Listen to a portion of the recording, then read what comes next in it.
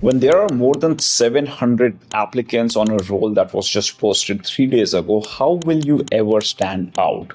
It's a common plight amongst job seekers, and especially for those in senior leadership roles, simply because the pyramid converges towards the top.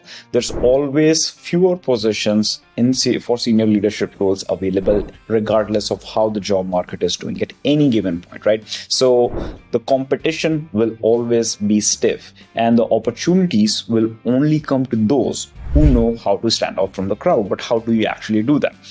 Simply put, one word: relevance. People don't care about you, they only care about themselves, and that's okay, right? The things that stand out to us in this world are the things that are solving our problems, the things that are relevant to us. So imagine, God forbid, you had a heart problem, right? Wouldn't you go to a cardiologist even if you have to travel to a nearby city, regardless of how many general physicians are there in your area?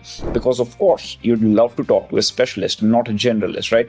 So now let's apply this concept to your job search, because people are looking for specialists. And if you do this right, you will have recruiters and hiring managers chasing after you, not the other way around, right? So think about it. For every obstacle that you have overcome in your career, there is someone struggling with the same problem. So, for example, have you helped a company in a hyperscale phase? Have you brought a SaaS product to the market?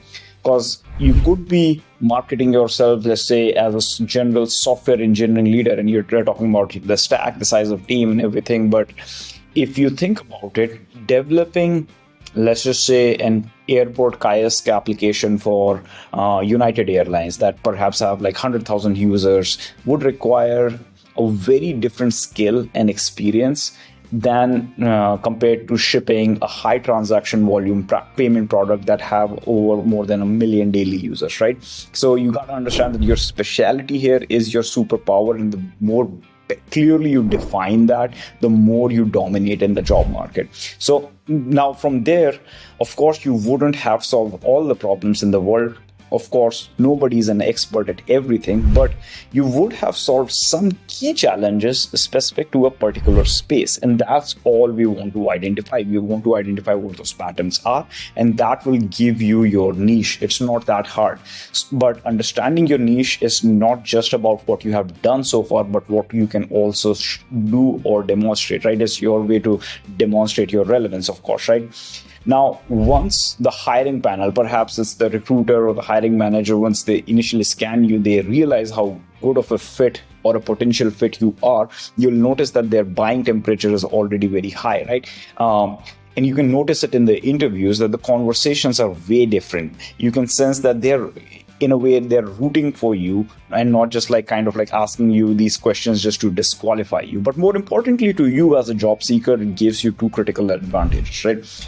Number one is it gives you a strong negotiating leverage, right? You can, of course, charge more because you understand their problems precisely. Think about it, like a cardiologist gets paid more than a general physician for seeing the same patient, right?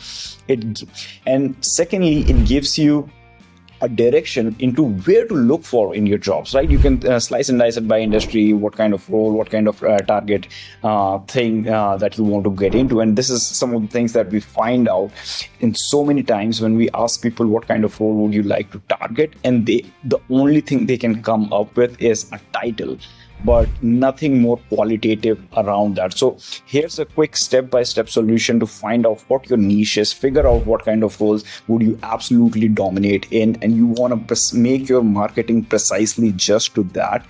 And once you do that, of course, you start standing out. So take out your notebook. This will be a very helpful exercise. So with that, you want to ask yourself these questions. So question number one is, am I an expert in a particular industry? It could be healthcare IT, it could be financial services, it could be CPG, right?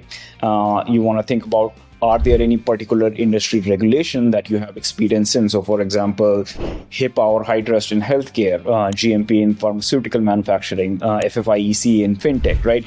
Or you think of industry-specific challenge that you have solved. So, for example, it could be developing the ERPs for CPG industries, which involve a lot of fast-moving good, large volume supply chain complexities, right? It could be an infrastructure for hospitals, and that would entail like high connectivity, higher availability, right? It could be implementing a data analytics for a retail company, perhaps implementing a customer data platform, right? So these are very unique challenges specific to the industries that you can look for. Then you can think about, are there any adjacent industries with similar challenges? So, for example, if you are an IT infrastructure leader for a construction company with multiple field offices, you can perhaps set up the same kind of or a similar kind of infrastructure for a car dealership, which has multiple, of course, chains. It's a regional chain, right?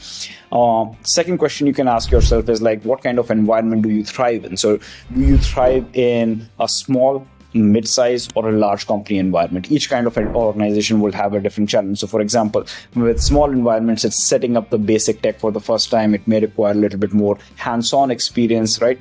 And the challenge may include wearing multiple hats rather than focusing on one specific function.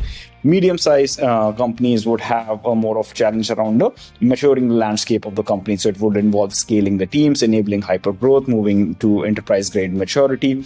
And large companies would have a different set of challenges that would revolve around modernization, transformation, rationalization, right? Or driving cost-saving measures, so on and so forth. Now, another question you can ask yourself would be like, what kind of customers you were serving? A lot of those fields where like you are an outbound product manager, right? Or you are in a business development scenario, or like you're interfacing with external customers. If you have done that, people would love to know that.